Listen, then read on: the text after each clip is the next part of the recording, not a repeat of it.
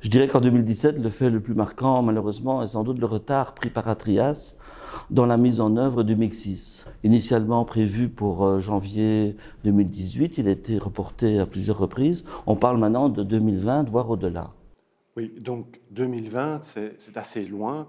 Or, il y avait un ensemble de dispositions qui étaient prévues pour être couplées au système Mixis, les nouvelles technologies comme le compteur intelligent, la flexibilité qui devait être mise en œuvre, le principe de compensation qui devait s'arrêter à Bruxelles. Donc tout cela prend du retard, toutes ces initiatives vont se ralentir et ce n'est pas bon fondamentalement pour le marché, d'autant plus que le Mixis est quand même un produit assez cher.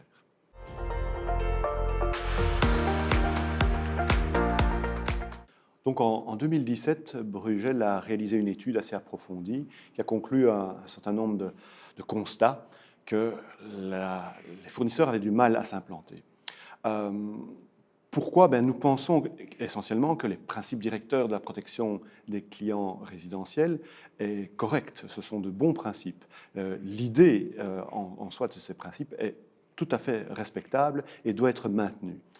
Mais au niveau des modalités pratiques, au niveau de leur mise en œuvre sur le terrain, il y a probablement lieu de rééquilibrer les droits et devoirs des uns et des autres.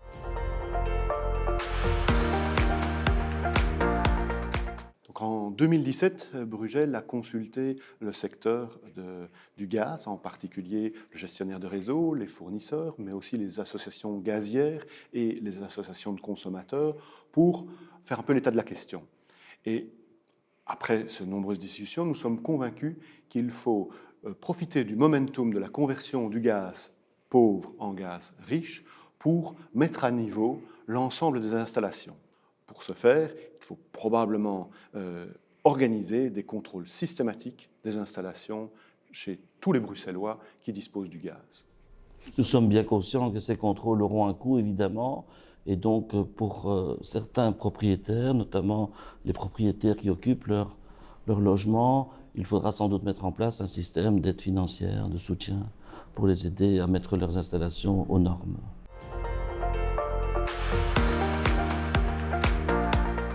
Tout d'abord, le fait de nous avoir confié cette nouvelle mission du contrôle de prix de l'eau, nous l'interprétons comme un gage de confiance que le Parlement fait à Bruxelles. Donc nous prendrons évidemment cette nouvelle compétence à bras-le-corps, non seulement d'établir le prix de l'eau, mais aussi des conditions générales de vente de l'opérateur, et également de mettre sur pied un service de médiation. Voilà, pour pouvoir réaliser ces différentes missions, nous avons opté pour une approche multidisciplinaire. On a recruté quelques personnes spécialisées en la matière et nous avons aussi formé l'ensemble de nos équipes pour pouvoir organiser à terme un regard croisé entre l'eau, l'électricité, le gaz, quelle que soit la thématique à aborder.